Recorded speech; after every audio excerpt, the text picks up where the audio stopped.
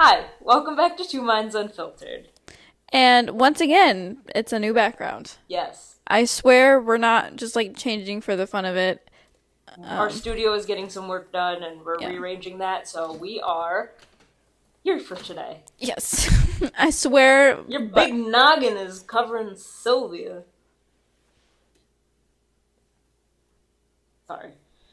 is that better? Yeah. um anyway. So, yes, we are looking forward to getting back there, but for right now, we are in a different location. Yeah. I'm gonna get the pooch. Hi, come here. Come on. I got you.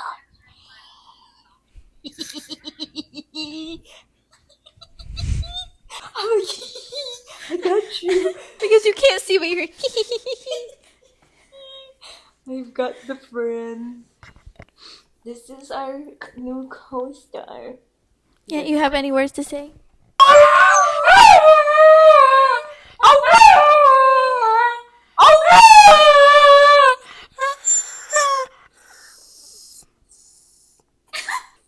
Good boy. Yay! Good boy. It's a good boy. Today we are talking about Sylvia Plath. Mm-hmm. She was an American poet and she wrote some pretty famous works. I just want to warn that obviously, as we've done in the past, some of them are very mental health heavy, but this one is just the same. This is a lot, if you remember back to our Andrea Yates case, Yeah. this is a lot like it. It's not as gruesome, but it does heavily cover the topic of mental health and mental illness, and this is farther back in time. This happened back in the 60s, and so mental health resources were very different compared to what they are today. So just keep that in mind as you watch, and Yeah, and obviously, if you are struggling with mental health, there's many hotlines that you can call, many places that you can go to for help. we will put them in the description. Yes, in the description, and obviously, right here on the bottom of the screen. Yes. So there's many resources for you to seek out help if you need to talk to someone, if you need to go somewhere. And know that you are not alone. No. So don't. I know it feels like that sometimes, but you are not alone. And even if you wanted to reach out and talk to us, we are here for you. So Yeah.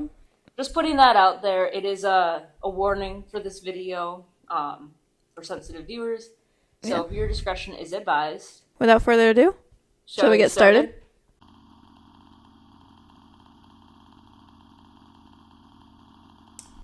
So, Sylvia Plath was born October 27th in 1932, and she was an American poet and author.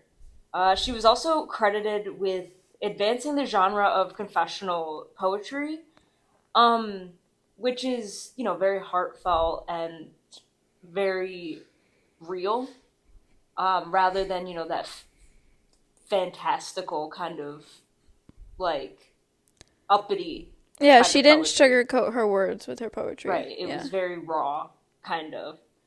And she's best known for like the Colossus and other poems, which came out in 1960. And then Ariel came out in 1965. She like some of her other works. She had The Bell Jar, which was a semi-autobiographical novel published shortly before her unalivement in 1963, which we will cover more in depth. Like she had a collection of poems that she had written that actually hadn't gotten published, and that was all published in 1981. So, a little over 20 years after she passed. And it was, I don't know, hold on. And with that collection that was published in 1981, she was posthumously awarded the Pulitzer Prize in Poetry in 1982. So actually a year after these works were published. Yeah. And she was actually the fourth to receive this honor posthumously. If you don't know what that means after she passed. Yeah. So she was born in Boston, Massachusetts. Her mother, Aurelia, Schober, thank you. Schober Plath was the American-born daughter of Austrian immigrants, and her father, Otto Plath, was from Grabow, Germany. Plath's father was a entomologist, thank you, can't speak, and a professor of biology at Boston University who wrote a book about bumblebees in 1934. And if you don't know what an entomologist is, they study bugs. Yeah. On April 27th, 1935, Plath's brother, Warren, was born.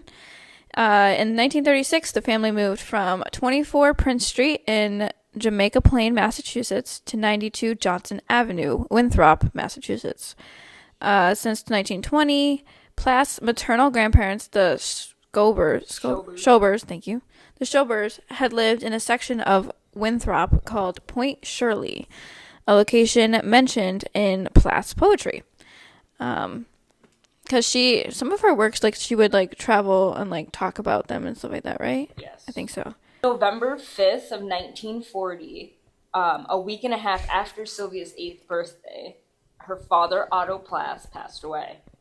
And this was caused from complications following an amputation of a foot due to untreated diabetes, actually. He had become ill shortly after a close friend had passed from lung cancer.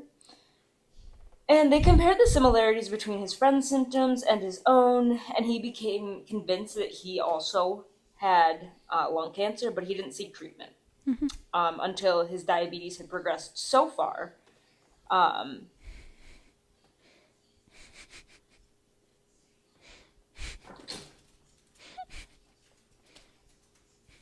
It's giving him pets and everything. I know. He was literally, like, laying down to go to bed. I was giving him pets. Y'all saw that. We literally were giving pets the entire time. Witnesses. He was raised as a Unitarian. They believe that, they kind of believe that God is the sole person that can help you. So they don't really believe in medical help and things like that. Yeah, it says that they believe that Jesus Christ was inspired by God in his moral teachings and that he is the savior of mankind, but he is not equal to God. Yes. So he's like someone that was like a advocate for God. In most beliefs, Jesus, the Spirit, and God are all the same. They're one and the same. So it is a bit different. Unitarian people don't usually believe in, like, help from, like, doctors and things like that. So they won't seek help. So it's more like they like seeking the natural way of life. They're like, if this is God's plan, then it's the way it'll be. Yes. That's probably why he never sought treatment, because he was like, well, if this is how God intended me to die, then yeah, pretty much. That's the way I go. So since she was raised like that, she actually lost her faith after her father passed. And she remained ambivalent throughout the rest of her life about her religion, which is common to have, an existential crisis and turmoil over your religion, but it was connected directly to her father, her father's passing. Mm-hmm.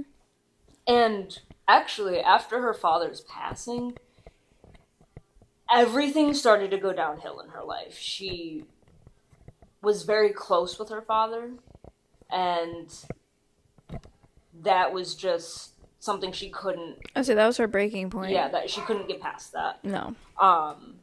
Her father was buried in Winthrop Cemetery in Massachusetts, and a visit to her father's grave would later prompt Plath to write the poem Electra on Azalea Path. Mm-hmm. I have not read that. I haven't either. I don't really read poetry nor raw poetry or like short stories that aren't like, I read romance fantasy. So like anything other than that is usually not the genre I read. So like, as much as I'm sure she was a great writer, I'm not gonna lie, I haven't really read any of her work. Yeah. So if you have, let us know in the comments what you thought about her work and what your favorite one that you've read is. Mm-hmm. So. I don't read much at all, but if I'm going to read, I read case studies. And things like that. So, I don't know, maybe I'll read one of her things and kind of do like an analysis on it. I know, I want to read one of the last things she did before she passed away. I kind of want to read her autobiography. Yeah, they said that one brings a lot of light on depression and stuff. So. Yes. It's almost like, you know, writing is so powerful when it comes to mental health. And this is a little bit of a side tangent. Mm-hmm.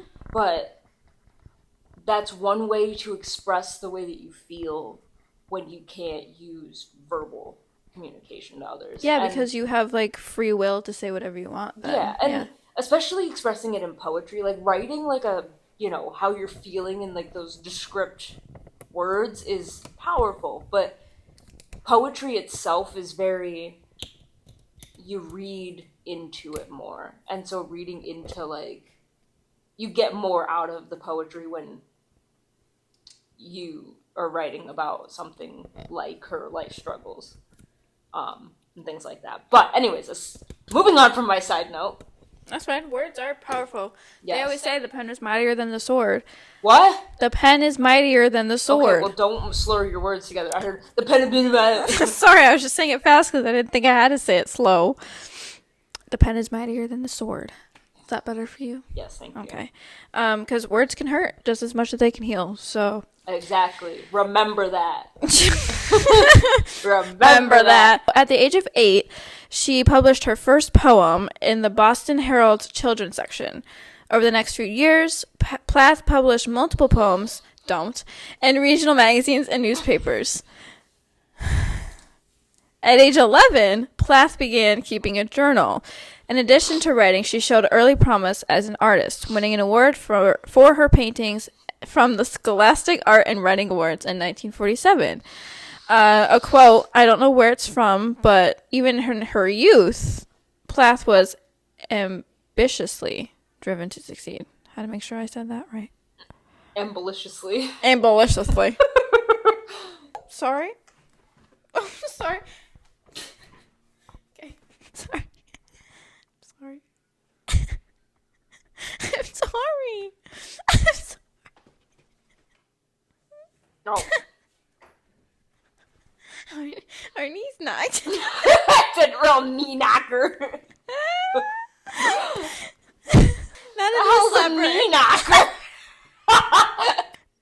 In 1950, Plath attended Smith College, a private women's liberal arts college in Massachusetts, where she excelled academically. While at Smith, she lived in the Lawrence House, and a plaque can be found outside of her old room. She edited the Smith Review. After her third year of college, Plath was awarded a coveted position as a guest editor at the Mademoiselle magazine, during which she spent a month in New York City. The experience was not what she had hoped for, and many of the events that took place during the summer were later used as inspiration in her novel, The Bell Jar. Which is one of her most famous ones. Yes, and the ones that was probably one of her more, like, real, like, just down-to-earth ones that she had. Yes. Anyway. She was furious at not being at a meeting that Mademoiselle editor Cyrilli? Is that how you pronounce that? Cyrilli Abels had arranged with Welsh poet Dylan Thomas, a writer whose work she loved, according to one of her boyfriends, more than life itself, quoted. She loitered around the White Horse Tavern and the Chelsea Hotel for 2 days hoping to meet Thomas, but he was already on his way home. A few weeks later, she slashed her legs to see if she had enough courage to unalive herself. Yes. During this time, she was not accepted into a Harvard University writing seminar with author Frank O'Connor. Following ECT for depression, which means cognitive therapy. Thank you. No! Take that back. Electric convulsive therapy. Yep. Sorry. It's okay. Plath made her first medically documented unalivement attempt on August 24th, 1953, by crawling under the front porch and taking her mother's sleeping pills. Mind you, she was pretty young at this point. She's a college student. So what? Probably in her early 20s. Yeah, I would say. Well, yeah, because if she's in college, then maybe late 18, teens, 19, yeah, early 20s. Yeah. So she ultimately survived her first unalivement attempt, And she later wrote that she blissfully succumbed to the whirling blackness that I honestly believed was eternal oblivion. And then she spent the next 6 months in a psychiatric facility, and she received more electric and insulin shock treatment under the care of Ruth Boucher. If you don't know what insulin therapy is, it's basically where you're repeatedly injected with large doses of insulin in order to produce daily comas over several weeks. Keep in mind, this is, in the 50s, and so mental health treatment was not at the same point that we are at now. So it's, very up and coming, and so ECT and insulin treatments like this to induce comas, they basically just kept you in a facility, not to cure you, but to contain you. And so they would basically render you unconscious or give you heavy sedatives to just be a person existing, living. Like a show. Yeah. And so, like, a lot of people that came out of these facilities, they don't really remember experiences there, or they just remember traumatic events that happened to them in these facilities. So, in most of the cases, it didn't really help them. It just kind of... it almost made it worse. Either made it worse, or it just, like, stopped it for a little bit, and then it came back full force when they didn't have anything to help them on the outside world. Yeah, and so... And ECT is a very niche treatment for depression. It does work in some very severe cases. However, from my understanding, is it's really only used for patients that are pretty much catatonic, and that means you're not functioning, you can't even talk, really. You're just in this, like, almost like awake coma. And so it helps with, almost like resetting your system and, like, helping reset behaviors and just regaining certain things that you couldn't perform anymore. And so for them to give her ECT at this stage of her depression was pretty much uncalled for. Medications, CBT, which is cognitive behavioral therapy, would have been much more beneficial to her, in my opinion. So, aside from my, diagnosis, I am not a professional. Do not take my words as... take it with a grain of salt. Yep. That is just what I think. So, she was housed at McLean Hospital, and so her stay and her Smith Scholarship were paid for by the author Olive Higgins Prouty, who she had actually also recovered from a mental breakdown, which was rare. A lot of these people that came out they just didn't function the way that they needed to be functioning in society. So that is a big deal. And according to Plath's biographer, Andrew Wilson, Olive Higgins Prouty would take Dr. Tilliston to task for the badly managed ECT, blaming him for Sylvia's unalivement attempt. Which, hey. I mean, it very well could have been a factor. I don't think that he, contributed to it completely, but I think that what he didn't make it better. I think that there were things that he could have done to help her.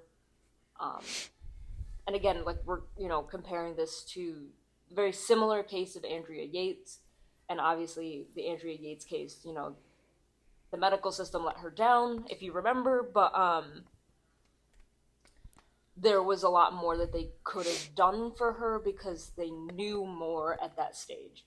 So there's a lot that they didn't know at this point in time in the 50s that we did know when Andrea Yates was going through her issues. Well, yeah, because, like, don't forget that this is coming from a time where beforehand anyone who had any type of different mental illness was seen as clinically insane. Yes. So they were still coming to terms with the practice that these people were not crazy, that they needed actual help, and not just hurting to help them, to actually give them and develop later on into like medicine type of help and stuff like that. So be mindful of that. But it seemed that Plath made a good recovery, and she returned to college. In January to 1955, she submitted her thesis, The Magic Mirror, a study of the double into of Dostoevsky's.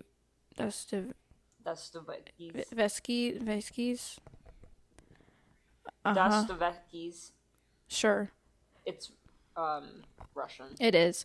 Novels, and in June graduated from Smith with an AB summa cum laude. So she was a member of the Phi Beta Kappa Academic Honor Society and had an IQ of around 160. So she was a smart cookie. Big brain. Yeah. Yeah, she was a smart cookie, not a perfect cookie. No, she was not a perfect cookie. Not even close. So she obtained a Fulbright scholarship to study at Newnham College, one of the two women-only colleges of the University of Cambridge in England. Remember, she is from Boston, so this is a big deal for her to go study abroad. Yep.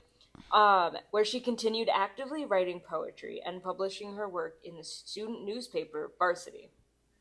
At Newnham, she studied with Dorothy Crook, whom she held in high regard. Keep that in mind. She spent her first year winter and spring holidays traveling around Europe. That sounds fantastic. I was going to say, that sounds like a dream. So, on February 25th, 1956, Plath met another poet named Ted Hughes. She met Hughes by reading some of his poems in a magazine, and she was very impressed and wanted to meet him. She went to a little celebration, and that's actually where they met. After that, they saw a lot of each other. Ted came back to Cambridge and suddenly found them getting married a few months later. Yes. They kept writing poems to each other. Then it just kept growing after that. And they said it was a feeling that we both were waiting so much and having a fun time doing it. We decided that this should just keep on. She described his voice like the thunder of God. Let's just put that in there. Oh. Yeah. So we can already tell that she like had him up on this high pedestal. She wanted approval, love, everything from him. And he was a well-known poet in the time. So, that for her was like, I know. Yeah, she's like big someone on her level. Like, yeah. Yeah. Then in 1957, Plath and Hughes moved to the United States. So at this time, she had gone over previously to the University of Cambridge, and that's when she met Ted. And he was very, not on board with, moving back to the U.S. because that's where he was, from. Yeah, and he had his roots there. And so for them to move back to the U.S. was not really in the cards, but in June of 1957, they ended up moving back to the United States. And in the beginning of September, Plath taught at Smith College, which was, if you remember back, her alma mater. She found it difficult to both teach and have enough time and energy to write. In the middle of 1958, the couple moved to Boston. And then she took a job as a receptionist in a psychiatric unit at Mass Gen. And in the evening, she sat in on creative writing seminars given by Robert Lowell. I don't know. Either way. Both Lowell and Sexton encouraged Plath to write about her personal experiences and other things like that. She openly discussed her depression with Lowell and her unalivement attempt with Sexton, who led her to write from more of like a feminine perspective. Yeah. And she began to consider herself a more serious and focused writer. Mm-hmm. She also met W.S. Merwin, who she admired their work and remained a lifelong friend. Yep. And she actually resumed psychoanalytic treatment in December, working with Ruth Boucher again. Yep. So the couple moved back to England in December 1959, lived in London near the Primrose Hill area of Regent's Park. Their daughter, Freda, was born on April 1st, 1960, and in October, Plath published the Colossus, her first collection of poetry. Then, in February 1961, Plath's second pregnancy ended sadly in a miscarriage. Several of her poems, including Parliament Hill Fields, addressed this event. In a letter to her therapist, Plath wrote that Hughes beat her 2 days before the miscarriage. Wow. Yeah, and a lot of her poems, like prior to her unalivement, she detailed accounts of abuse that she had experienced from Ted Hughes throughout their marriage, and it's really raw and sad what she experienced throughout her life. Yeah. Again, I've never read any of her works, so I don't know exactly what kind of abuse she endured, but that is one account of it. Yeah. In August, she finished her semi-autobiographical novel, The Bell Jar. Yep.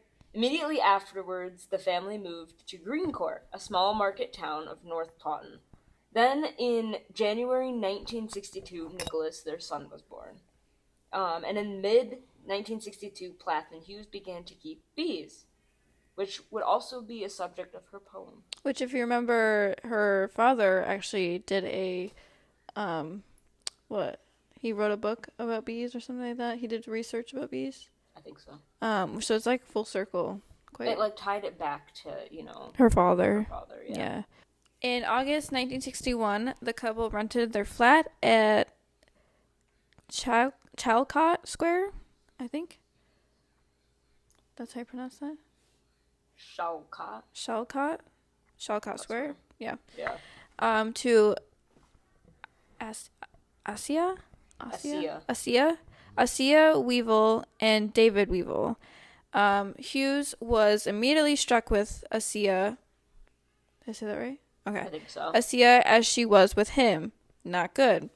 In June of 1962, Plath had a car accident, which she later described as a unalivement attempt, where she took sleeping pills and tried to drive off a cliff, and then later denied it was an unalivement attempt. She never admitted directly that it was an attempt to unalive herself, but she later on, in talking about this event, she then characterized it as her unalivement attempt, and I found that to be a little strange because taking overdosing on sleeping pills is an unalivement attempt all on its own, and driving off of a cliff is also. So when you combine them, I would characterize that as just one attempt. Full on, yeah. But she did not do that, so. Apparently not. Yeah. But in July 1962, Plath discovered Hughes was having an affair with Weevil. In September, Plath and Hughes separated. So. Separated. Yes. Yeah. So, I mean, good for her that she didn't just, stick with it for the kids, but ultimately led her to her complete downfall. Yes. Spiral. In January of 1963, Plath spoke with John Horder, which was her general practitioner at the time. She described the current depressive episode she was experiencing, and that it had been going on for 6 or 7 months, which meets the criteria for major depressive disorder. Yeah.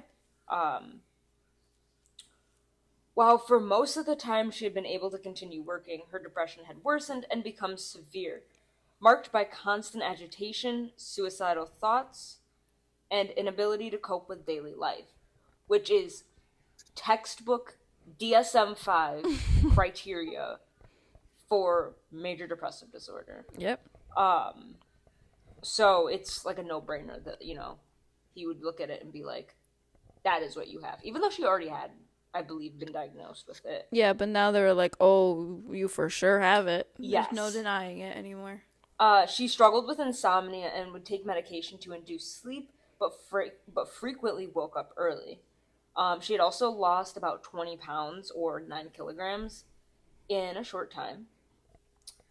But she continued to take care of her physical appearance and did not outwardly speak about the feeling of guilty or feeling unworthy, which again, that also, it's characterized under feelings of worthlessness.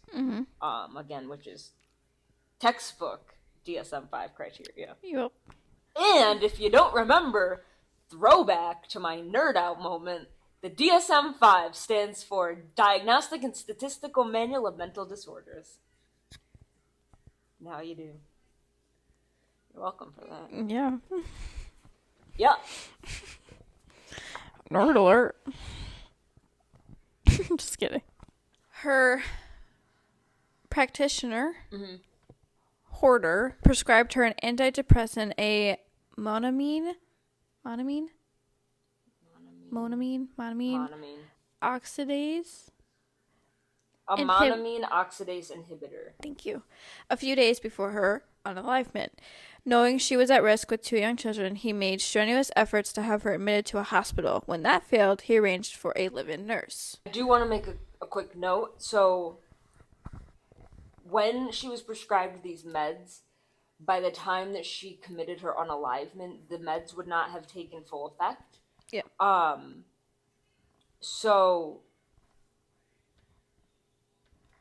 but it is in contention, because some people out there say that antidepressants work immediately. From personal experience, they do not. They usually take 2 weeks to take effect, and then about a month to really, for you to start noticing like anything. Yeah. So just keep that in mind. These medicines that she was on would not have really benefited her substantially. At least not yet. Period. Yeah. So the live-in nurse was due to arrive at 9 on the morning of February 11th, 1963, to help Plath with the care of her children. And upon arrival, she could not get into the home.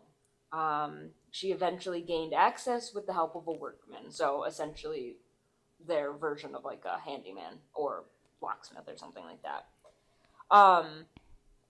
They found Plath unalive, with her head in the oven, having sealed the rooms between her and her sleeping children with tape, wet towels, and cloths.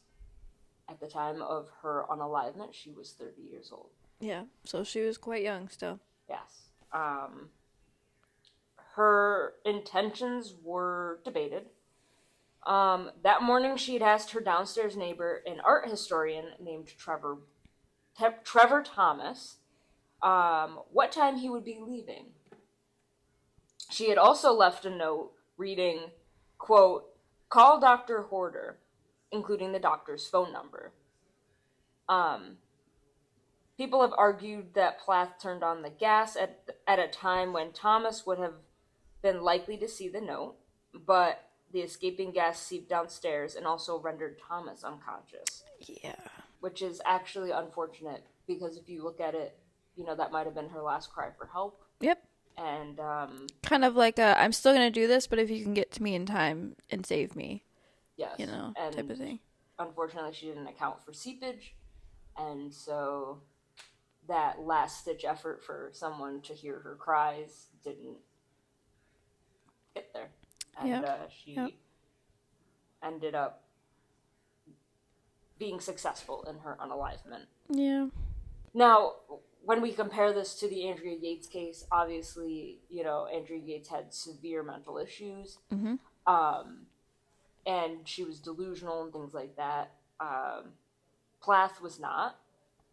Sylvia was very, you know, depressed, but she didn't want to harm her children. She just couldn't handle her life at that point. Yeah, because she actually, before she unalived herself, she took it upon to give her children breakfast at their bedside table with bread, milk, and cookies. So she meant well, and she sealed it off from them so that there would be no chance of them getting any type of residual effects from this whatsoever. So unfortunately, we lost a great author and poet at a very young age.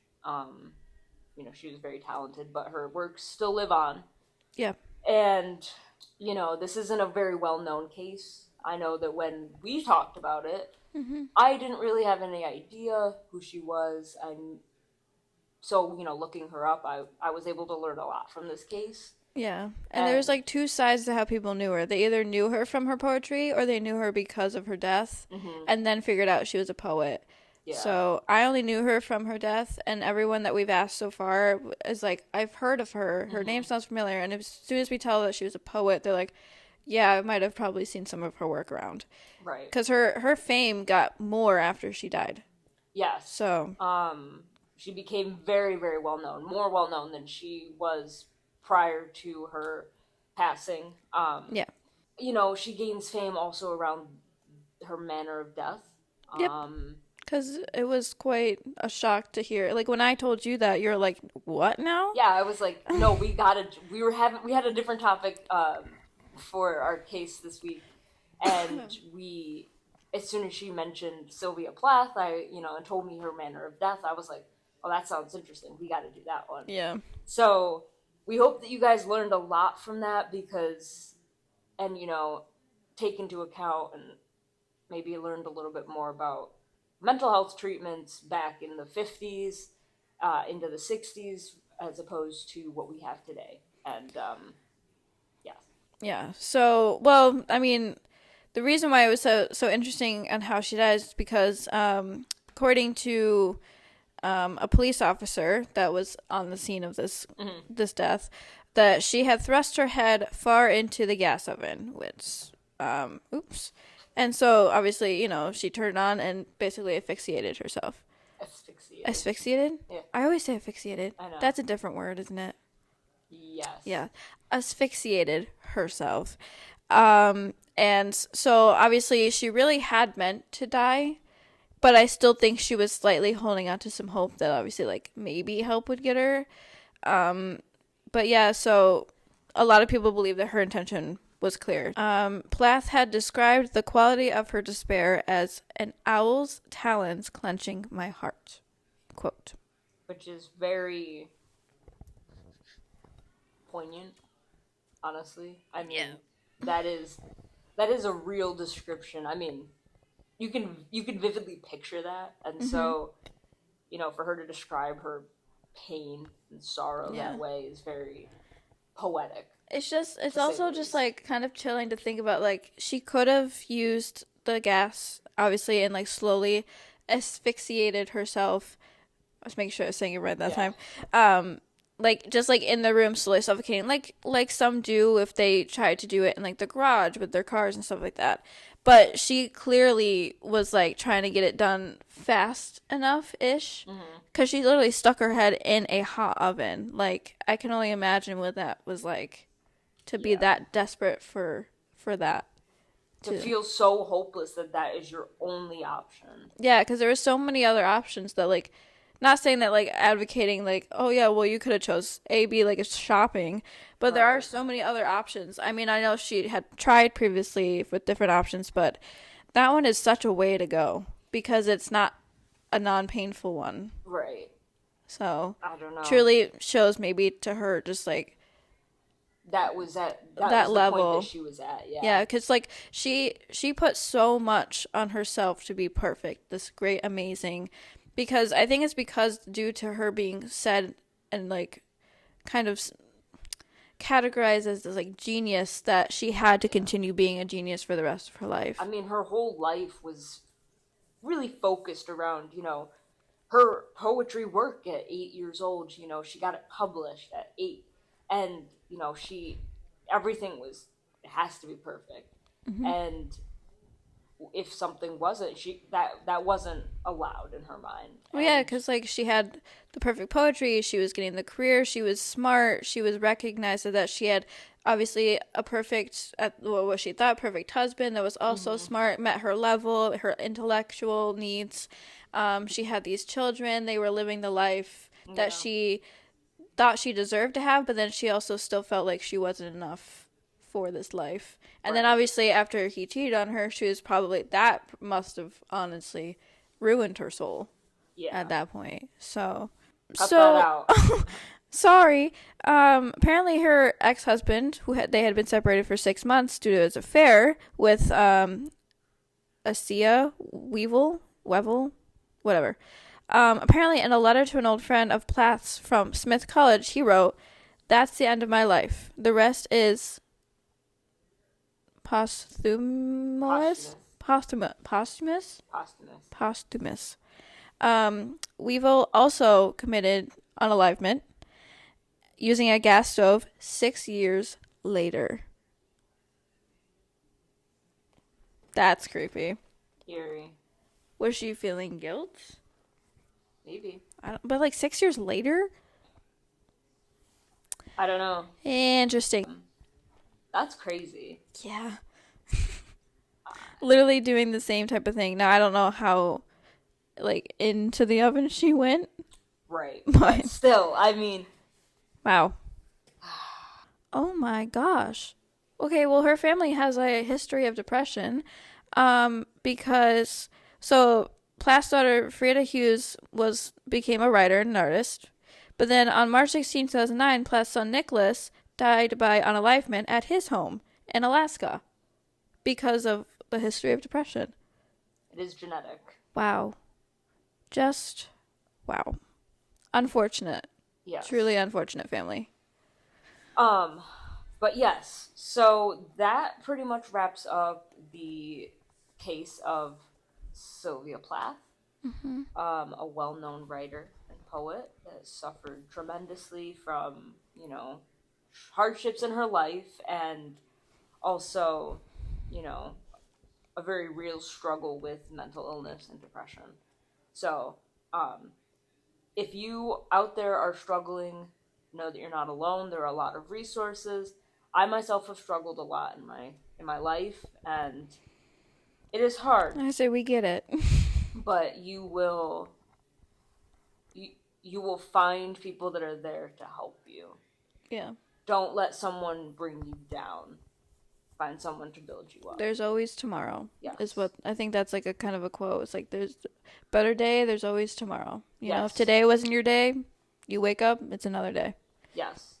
So. And my quote that I don't know the person that wrote this, but it has stuck with me for a long time. Remember this. This is going to be my parting words. Okay. Right? When you feel like giving up, just remember why you held on for so long. Mm-hmm. Because there's something coming for you. Yeah, like if you've made it this far, you clearly have something to hold on to. Yes. Even if you think you don't, look back into your life. Yes. So. You will. There is a reason why you're still here. And someone wants to listen to your story. And someone definitely wants you to be here. Probably a lot of people do. I'd rather listen to your story than read about it in a paper. In a eulogy. In like an obituary, yeah. Yeah. Yep. So, know that there are resources out there and we are here for you. Yeah. But there's not a good segue out of this. So, don't forget to like and subscribe. Mm-hmm. Follow us on TikTok. As you will see, there are plenty of funny videos coming your way. Yes. And we're also on Spotify, if that's where you prefer to listen. I'm sorry I have been consistent by putting them up. They take a bit more time than a YouTube video does. So I will upload all of them when I have a weekend free. Don't you worry. Yes. Follow us on all of our other social medias. Sometimes we post on there. If you don't have TikTok, I will try and get better at posting on other platforms. And next week we have another exciting case coming up. Yes. So stay safe, stay happy, and we'll see you next time. Deuces! Oh! I don't know where to go. Wow, this chair is really upright.